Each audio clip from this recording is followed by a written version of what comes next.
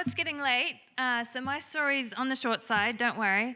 And I have a little bit of an illustration to leave you with. So I kind of need 2 volunteers for me, and I promise you it won't be too excruciating. You basically need to be an easel, a human easel for me. So 2 tallish people. Come on, it's not going to hurt too bad. Come on up. I can't even see you. I'm assuming 2 people are coming. Hi. So basically...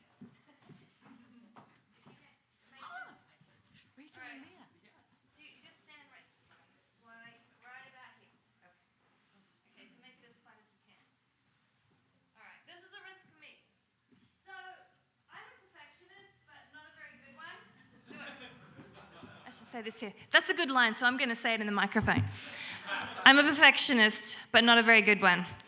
And I have the right to talk about risk not because I'm good at risk and not because I enjoy risk, but because I have wrestled with risk and risk has won. And so I want to tell you a story tonight, a brief story about the ways that I have wrestled with risk, and that's very hard to say, wrestled with risk. The very simple story of how that began for me. I'm still wrestling with risk, and I think I will be, as we all will be for the rest of our lives.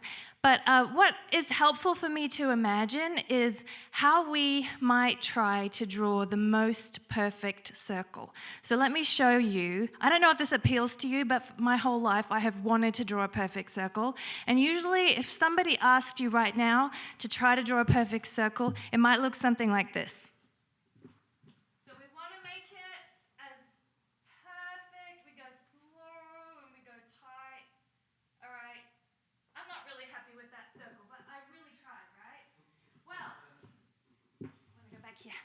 There is such a thing as a World Freehand Circle Drawing Championship. You can Google it. And there is a special way to draw a perfect circle, and I personally am not the World Freehand Circle Drawing Champion, but the first time I saw this online, I had to figure out how to do this. So I am taking the risk of showing you my own efforts, just so you can get the idea of how they do this thing. So let me show you what they do.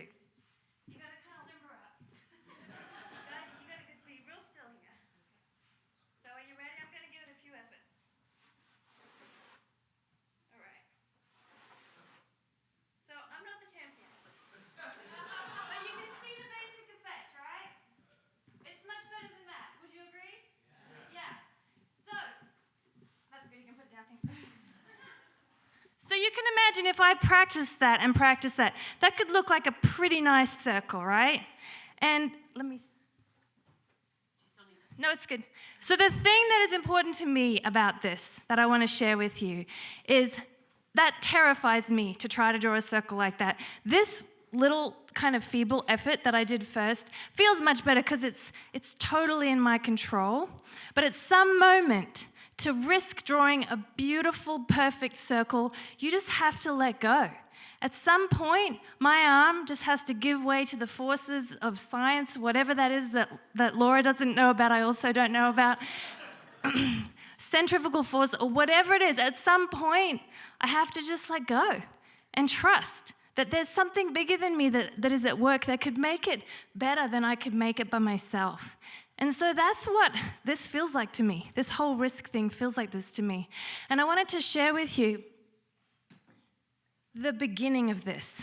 And so for me, it started about 7 years ago. I was invited with a bunch of friends. We were just like, we're all musicians. We should get a band going together, and like we could have an audience and we could have fun, and this would be really great. And I was like, yeah, I've been in orchestra before. No problem. Like, this is great. And so I don't know about you, but if any of you learned to play an instrument when you were in school, and you were given a piece of music, and you practiced that thing, and you had to just take every note very seriously. It was all very technical.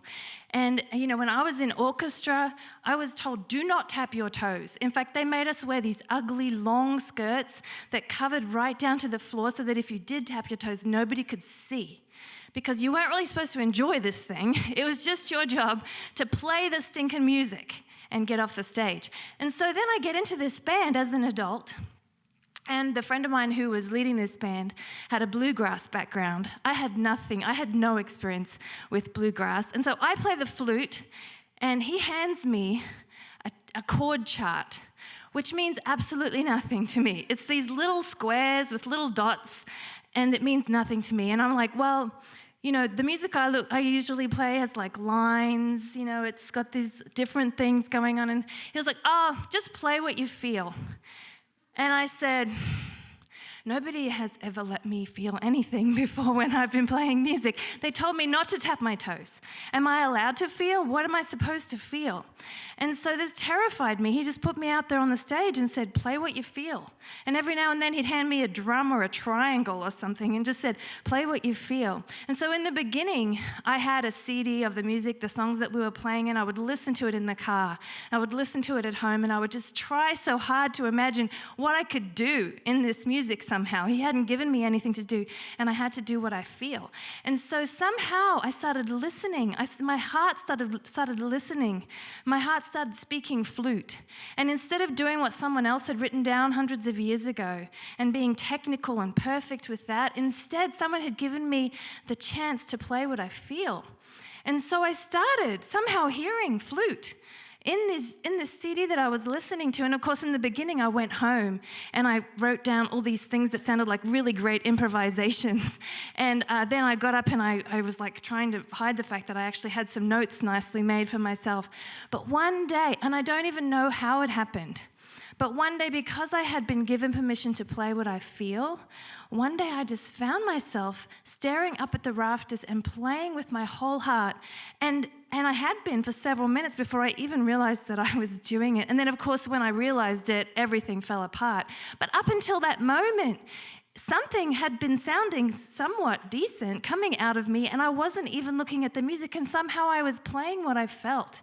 And it was a totally different kind of music than I had ever played before. Technical skill is good, technical skill is helpful, but there's some other kind of music in us that longs to be played, that uses our technical ability, but is so much bigger than that.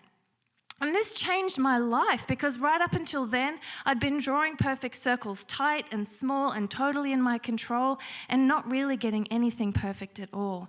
And this started this new possibility in my mind and in my heart that maybe there was something bigger, something more beautiful than control. And so it kind of changed everything. At that time, I had little kids, and when I packed to go even out for half the day, I took like 6 bags of stuff in case my baby needed something and I might be caught out without that piece of clothing or that kind of food or whatever. And I realized, like, what if I just kind of underpacked? What if I underprepared and trusted my resourcefulness, or maybe even had to ask a stranger for help if some kind of situation arose? And then in my work, I realized, I had performed, I had sharpened and honed all my skills so beautifully that I was consistently mediocre. Everyone could rely on me to be consistently mediocre. But to risk maybe being amazing, maybe coming up with something transcendent, I had to risk that sometimes I was going to be really bad.